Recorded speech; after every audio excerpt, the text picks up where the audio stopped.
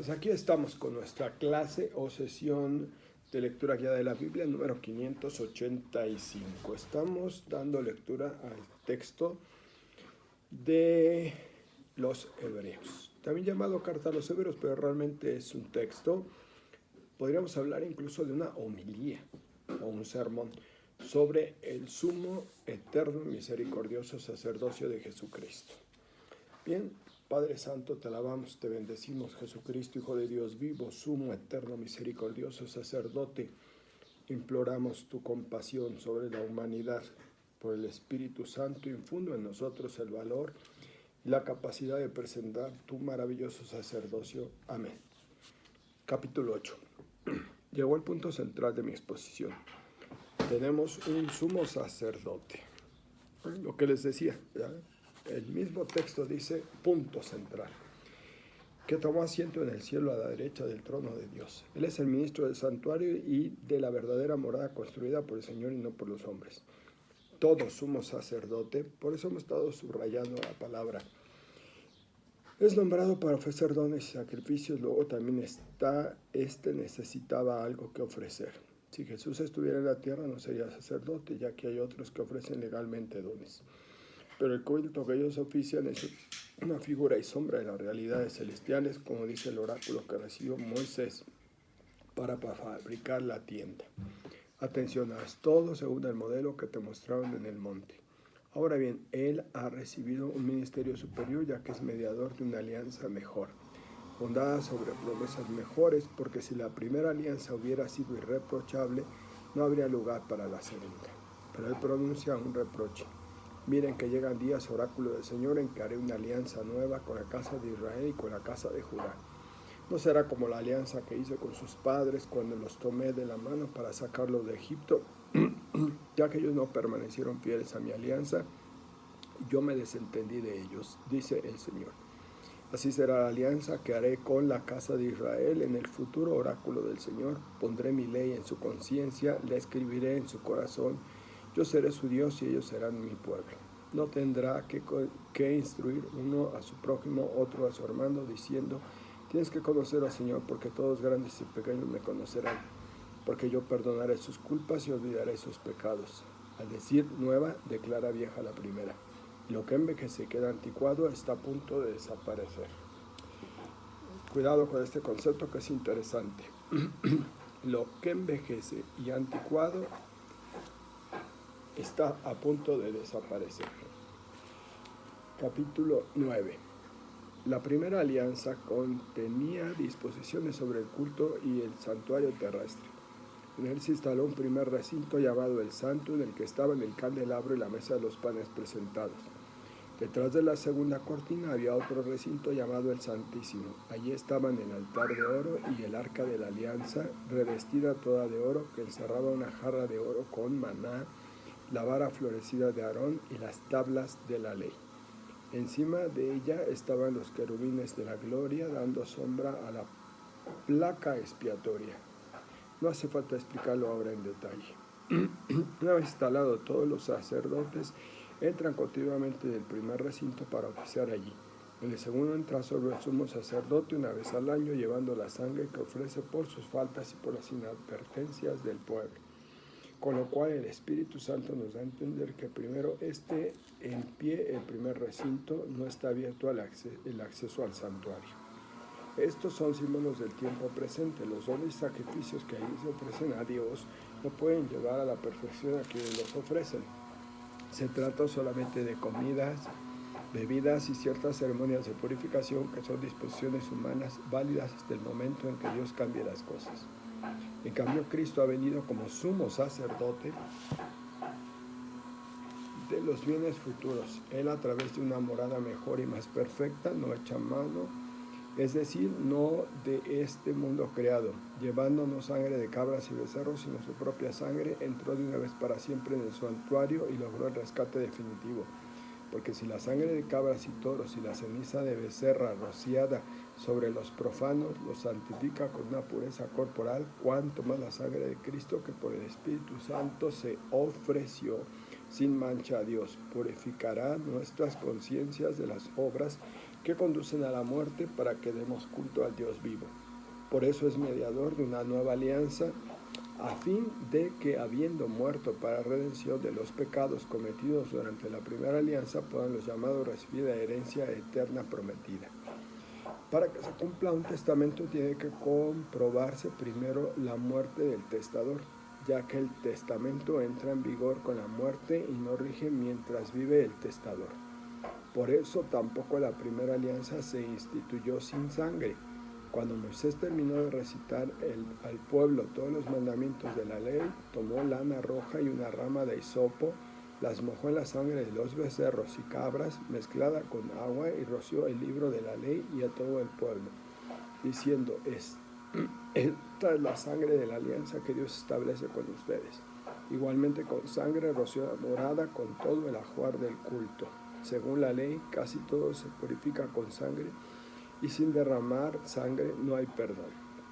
De manera que si era necesario purificar las cosas que no son más que símbolos de las realidades divinas, estas mismas realidades divinas necesitan sacrificios superiores.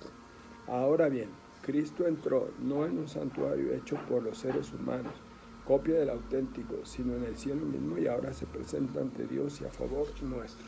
No es que tenga que ofrecerse repetidas veces como el sumo sacerdote que entra, otra vez subrayé el sumo sacerdote, todos los años en el santuario con sangre ajena.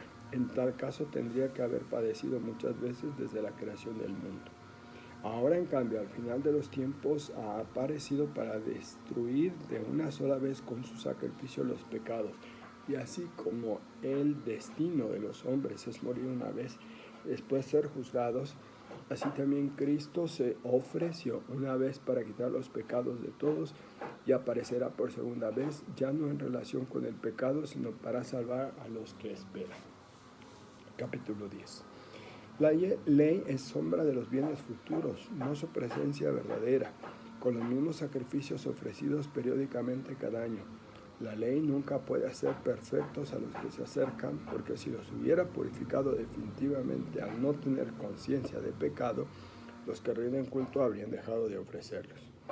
Por el contrario, estos sacrificios sirven para hacerles recordar sus pecados cada año, ya que la sangre de toros y cabras no pueden perdonar pecados. Por eso, al entrar en el mundo,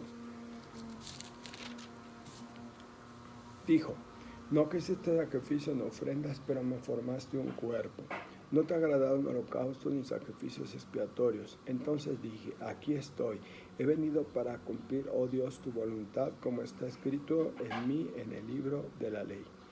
Primero dice que no ha querido ni le han agradado ofrendas, sacrificios, holocaustos ni sacrificios expiatorios que se ofrecen legalmente. Después añade: aquí estoy para cumplir tu voluntad. Así declara abolido el primer régimen para establecer el segundo. Y en virtud de esa voluntad quedamos consagrados por la ofrenda del cuerpo de Jesucristo, hecha de una vez para siempre. Ofrenda hecha de una vez para siempre.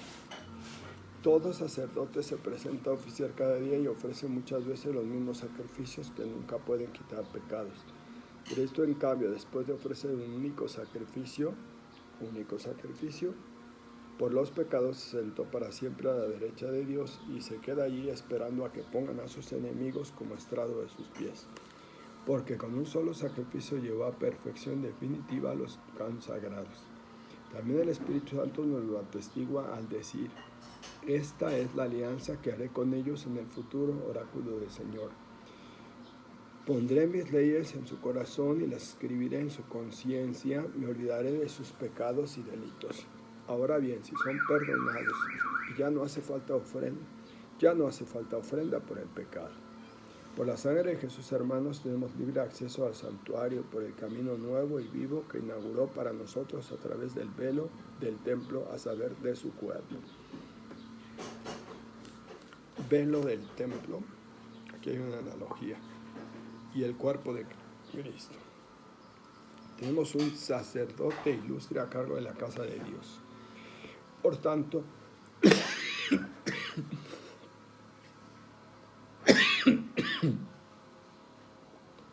versículo 22. Por tanto, Acerquémonos con corazón sincero, llenos de fe, purificados por dentro de la mala conciencia y lavados por fuera con agua pura. Mantengamos sin desviaciones la confesión de nuestra esperanza, porque aquel que ha hecho la promesa es fiel. Ayudémonos los unos a los otros para incitarnos al amor y a las buenas obras. No faltemos a las reuniones como hacen algunos, antes bien animémonos mutuamente, tanto más cuanto que vemos acercarse el día del Señor. Porque si después de recibir el conocimiento de la verdad pecamos deliberadamente, ya no queda otro sacrificio por el pecado, sino la espera angustiosa de un juicio y el fuego voraz que consumirá a los rebeldes. Quien quebrantaba la ley de Moisés era ejecutado sin compasión por el testimonio de 2 o 3 testigos. ¿Cuánto más será castigado entonces? Castigado. El gran tema de que si Dios castiga o no castiga. Aquí lo tenemos claro. Versículo 29. ¿Cuánto más será castigado entonces quien pisotea al Hijo de Dios, profane la sangre de la alianza que lo consagró y afrente al Espíritu de la gracia? Versículo 30. Conocemos al que dijo, mía es la venganza, a mí me toca retribuir y también el Señor juzgará a su pueblo. Qué terrible es caer en manos del Dios vivo. Recuerden, los primeros días, cuando recién iluminados estuvieron el duro combate de los padecimientos, unos expuestos públicamente a injurias y malos tratos, otros solidarios de los que así eran maltratados. Compartieron las penas de los encarcelados, aceptaron gozosos que los privaran de sus bienes, sabiendo que poseían bienes mayores y permanentes. Por tanto, no pierdan la confianza que ella les traerá una gran recompensa. A ustedes les hace falta paciencia para cumplir la voluntad de Dios y obtener lo prometido. Todavía un poco, muy poco, y el que ha de venir vendrá sin tardanza. Mi justo vivirá por la fe, pero si se echa atrás no me agradará. Nosotros no pereceremos por echarnos atrás, sino que salvaremos nuestra vida por la fe. Palabra de Dios. Bueno, muy claro, pero no tan claro, porque no terminamos de entender con toda claridad, valga la redundancia, todos los símbolos del sacerdocio y del culto del Antiguo Testamento. Bueno, con la gracia de Dios confiemos. Aquí continuamos. En nuestra siguiente sesión terminamos la lectura de este texto a los Hebreos.